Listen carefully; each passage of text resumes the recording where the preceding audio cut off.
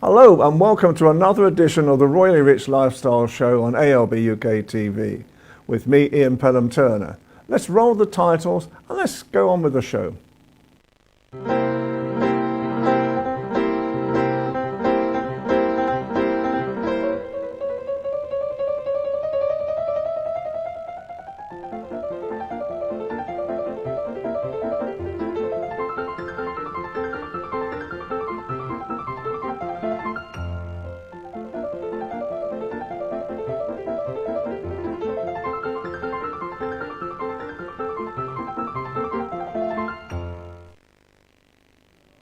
Well, my colleague Helena Chard, she's in Cyprus today and unattainable for the show, but we send her all her best wishes. She's on assignment.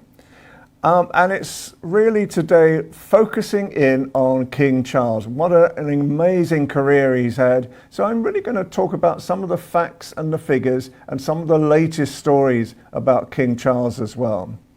And firstly, the latest story of King Charles is that he's going to forego cancer treatment for 11 days now.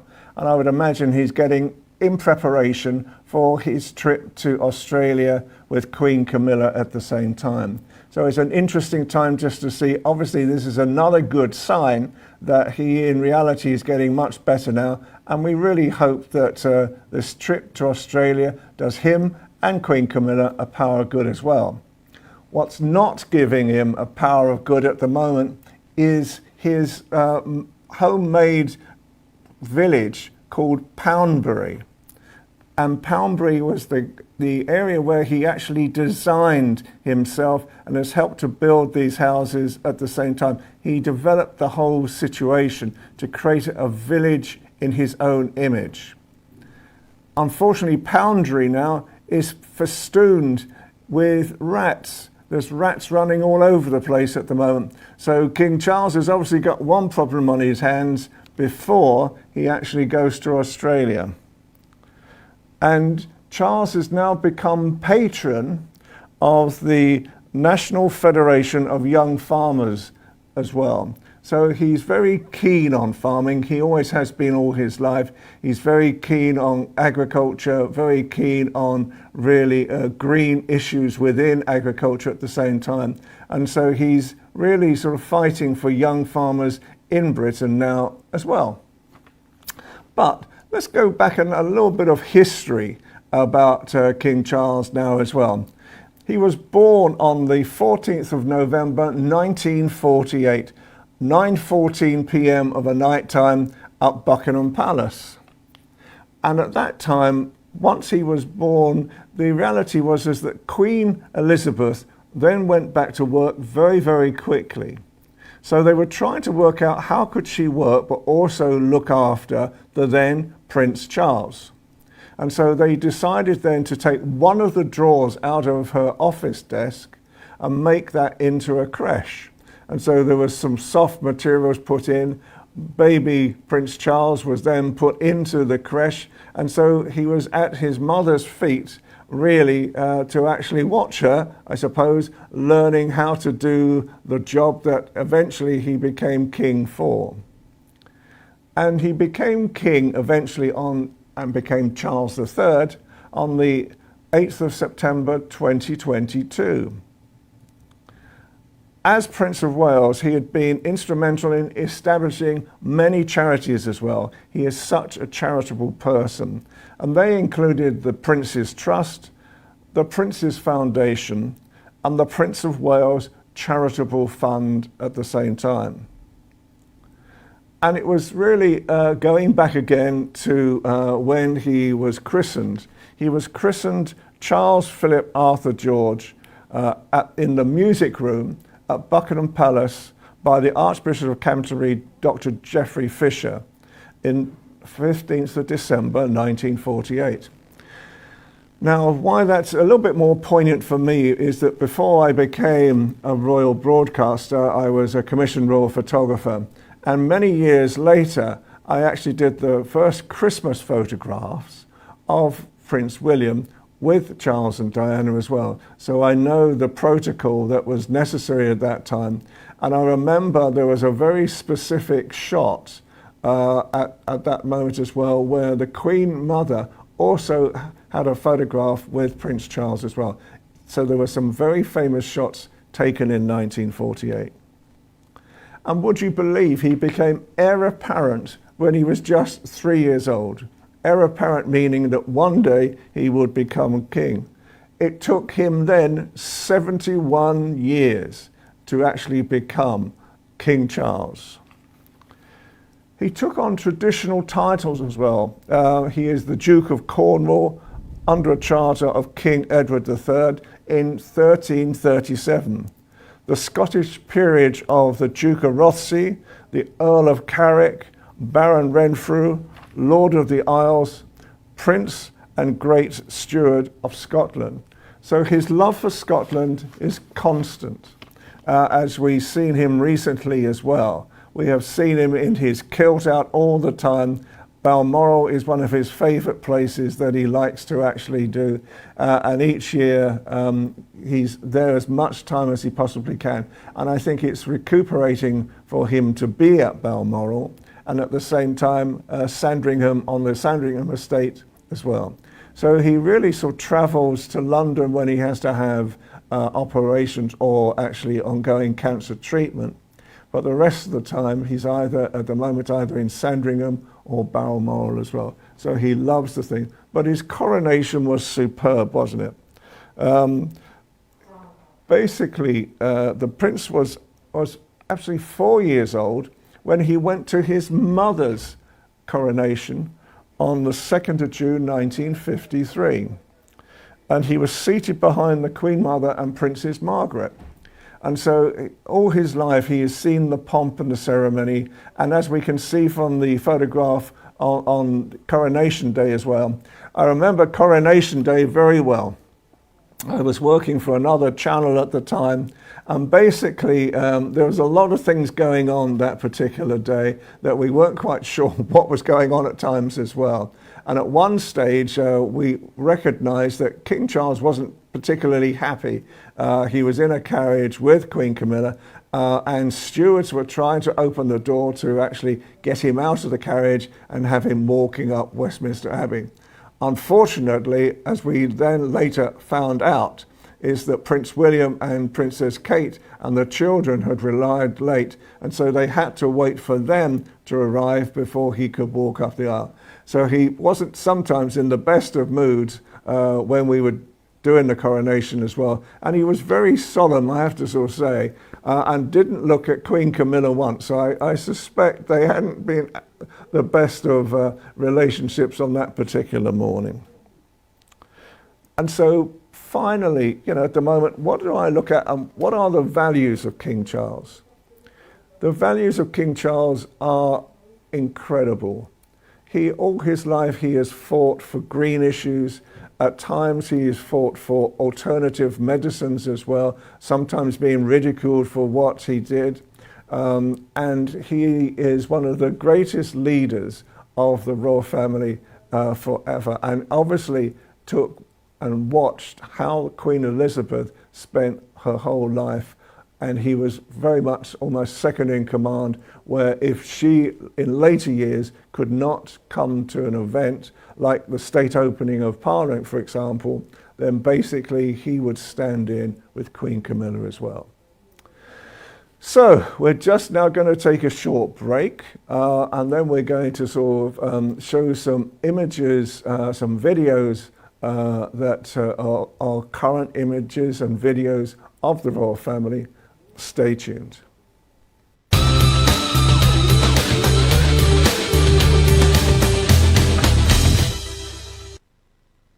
Your Majesty, you look beautiful. Also, Your Majesty, the Queen. Listen, we're gonna sing a song for the King. Give me a yeah! Yeah! Give me a yeah, yeah! Yeah! I want all you gotta do, give me a clap. One clap! One clap! One clap! King! You're gonna visit the island of Samoa. You're gonna love it. Oh no, Wamalia, Wamalia, Wamalia. Hey, Sawia. King, come here, I'll show you a dance. I'll show you a dance. Go,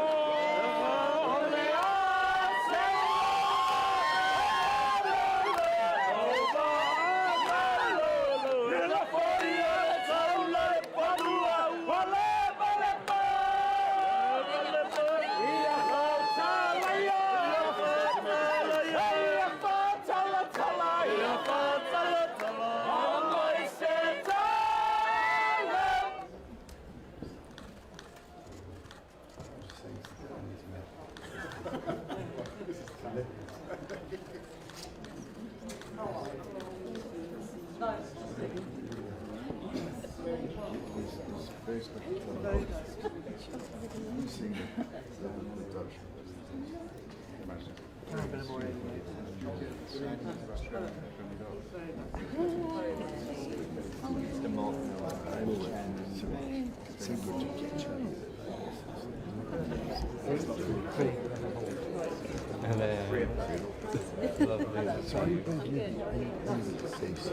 I fly to Germany.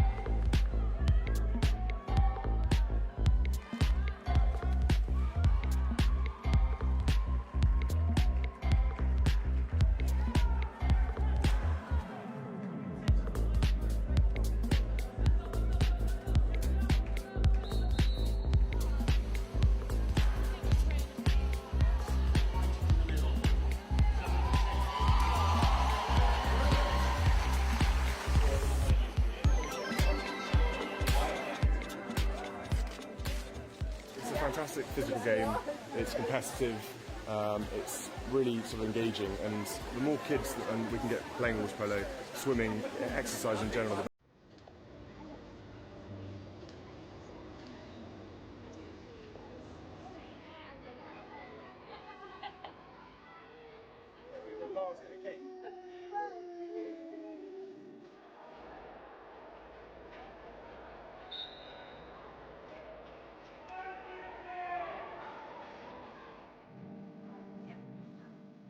The playground on the right side of the fence.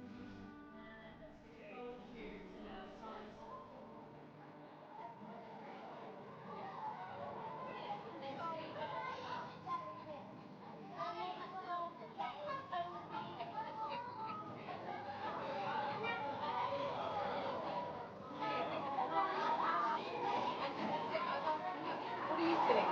Elementary story.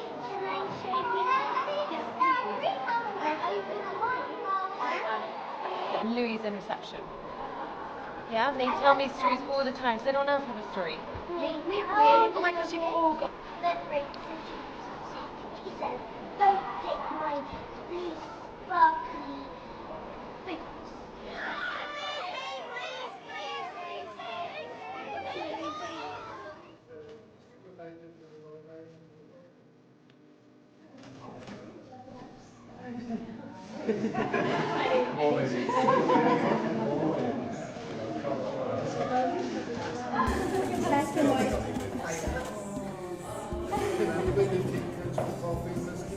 Can you give us a receipt? What receipt?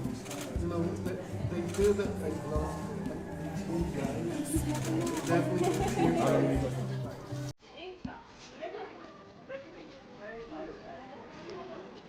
Just walk behind me and you will see. Everyone is afraid of me. Oh.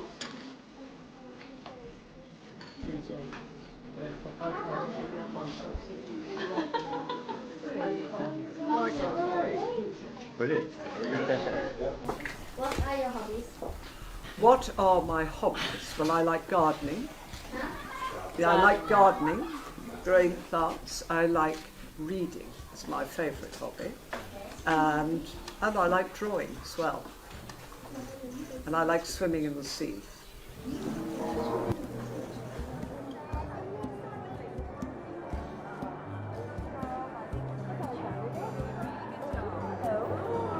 Hello, boy. I'll be there as well. Beautiful corgi. Fuzzy brown nose. Harry, do you want to show me your brown nose? Oh, wow. Right. Amazing. Coming along. Yours is very nice. Very nice. I think it's going to fit. Two crowns. I got to wear 2 crowns, have I? Ready? Very nice.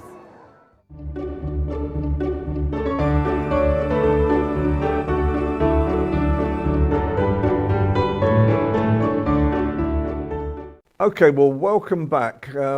Weren't they some great videos as well? It just goes to show you the very good work that the royal family are doing at the moment.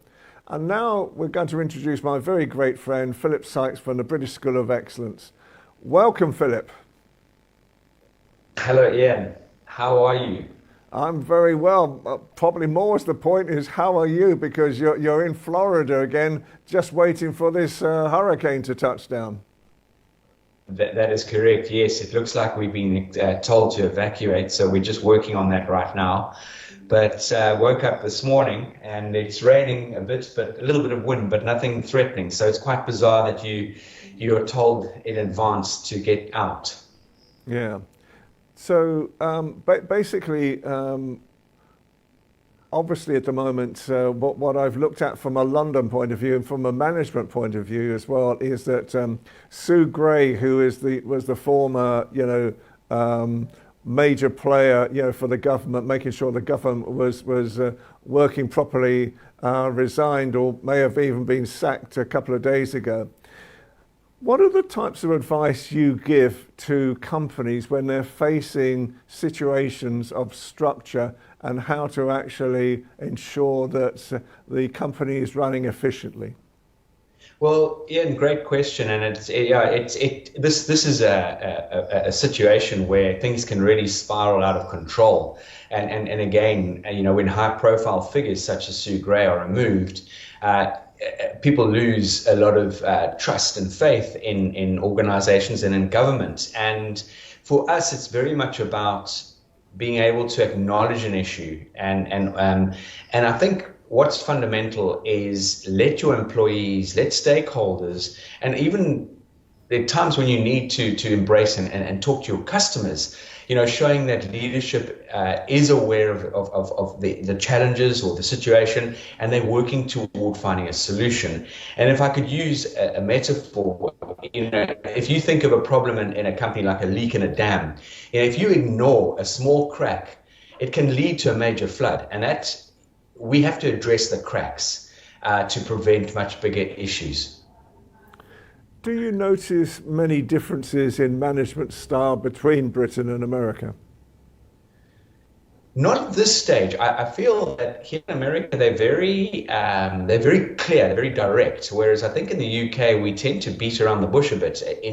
We get the job done. Don't get me wrong. I think the UK generally they're phenomenal organisations and people in all countries. But I think the Americans cut to the chase quite quickly and are quite.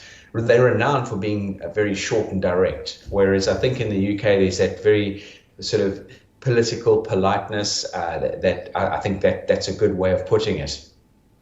So what's your hopes and aspirations for the British School of Excellence? Because you're in several countries now.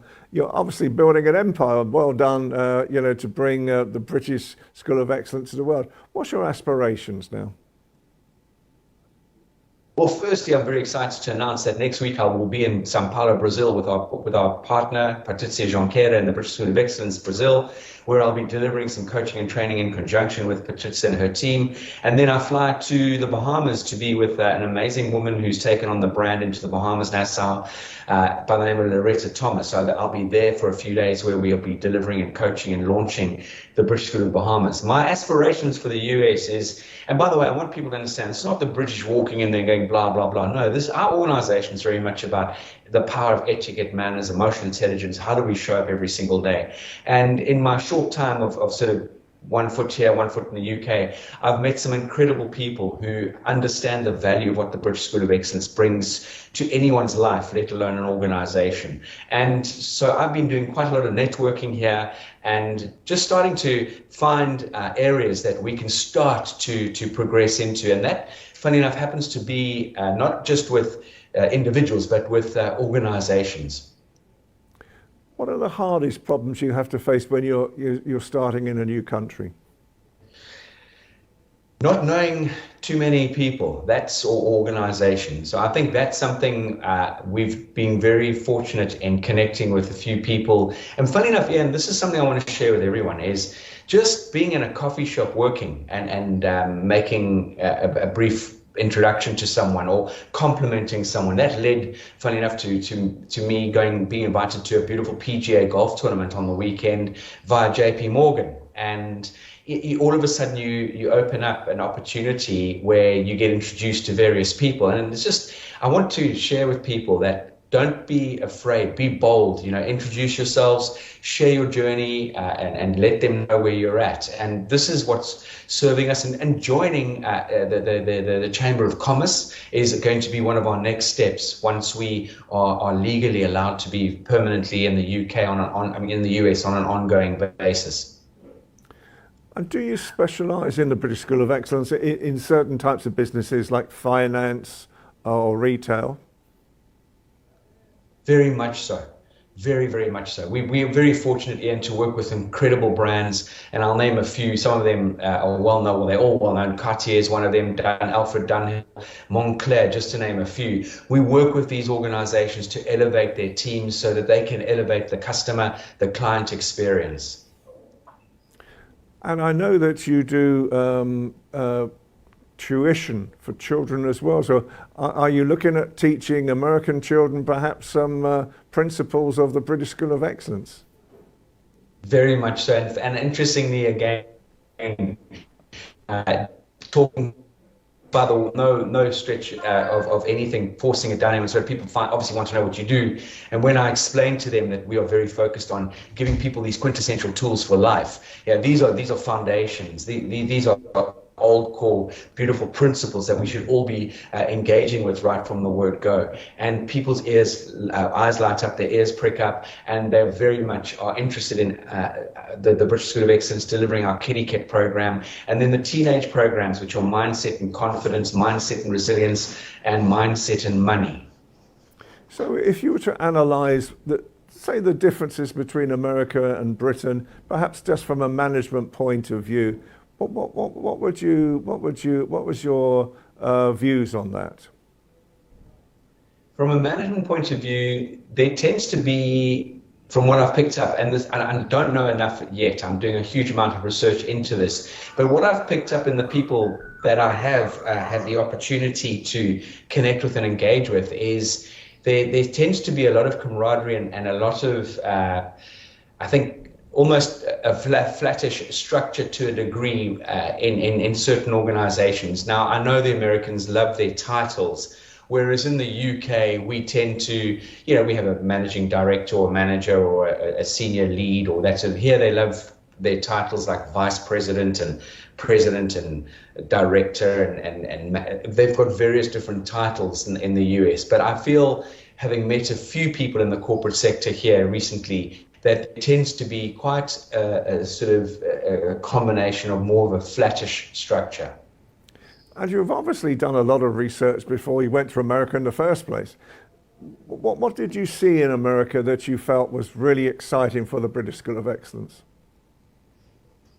From the plethora of students we've had attend the British School of Excellence, either via Zoom after COVID or during COVID and after COVID, and prior to that, Ian, we had a huge amount of interest from the USA, students of all ages, adults, youngsters, teenagers, enrolling into the organization's various programs and courses that we deliver. And 9 times out of 10, people's feedback was, we loved what you're delivering, this would work brilliantly in the USA. And that started to, light a spark, which is now, it's building into a small flame right now. Excellent. Well, again, thank you so much for your time today. Please explain how people can get in contact with you. Thank you, Ian, as always, for your time and for the opportunity. The BritishSchoolOfExcellence.com is our website. Reach out to us via hello@thebritishschoolofexcellence.com, and we have phone numbers, WhatsApp numbers, a chatbot. We love engaging over the phone, on Zoom, whatever your preferred form of communication may be. Please reach out to us. Well, bless you, Philip, and please stay safe now. I know that we're watching the news from Britain as well on this forthcoming hurricane that's kind of coming in. So please stay safe. Thank you, Ian. Best wishes. Take care. Well, wasn't that another great show? Again, with all the people that are on these shows, we really try to produce a good feel of what the royal family are doing right now, history-wise and both news-wise at the same time. My colleague Helena Chard will be back with me again next week. As I say, she's in Cyprus at the moment. And so again, as always, I would like to thank Helena Chard from the ALB UK Television and Dr. Jacqueline Kerbeck from USA Global TV and Radio, and obviously Philip Sykes as well, our great friend from the British School of Excellence. We will see you again soon. Stay tuned and we will see you next week. Bye for now.